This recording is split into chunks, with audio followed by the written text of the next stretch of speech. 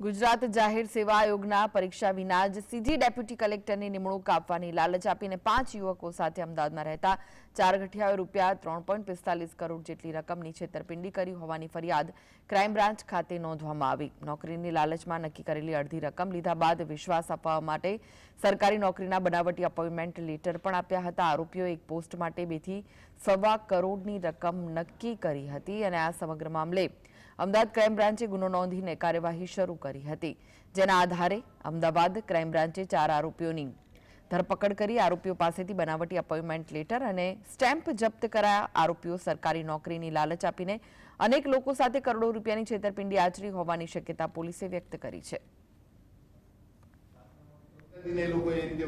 શરૂઆતમાં એમની પાસે ડેપ્યુટી મામલતદાર તરીકેની નિમણૂક એમને મળી જશે અને એના માટે એમણે અમુક રકમ આપવી પડશે। એટલે શરૂઆતમાં એમણે ફરિયાદી પાસેથી યોગેશ પટેલ પાસેથી 25 લાખ રૂપિયા મેળવ્યા અને ત્યારબાદ થોડો સમય વીત્યો અને એણે જ્યારે યાદ કર્યું કે મારી નિમણૂકનું શું થયું, એટલે એમણે આ ત્રણેય જે પ્રકારે એમણે જે આખું ગુનાહિત કાવતરું રચેલું હતું એના ભાગરૂપે એમણે એવું કીધું કે હવે તમને ડેપ્યુટી મામલતદાર નહીં પણ ડેપ્યુટી કલેક્ટર તરીકેની નિમણૂક આપીશું અને એના માટે તમારે અમને 2.25 કરોડ રૂપિયા આપવાના થશે। શરૂઆતમાં તમારે 2.25 કરોડ આપવાના થશે અને નિમણૂક પત્ર મળ્યા પછી 1 કરોડ રૂપિયા આપવાના થશે।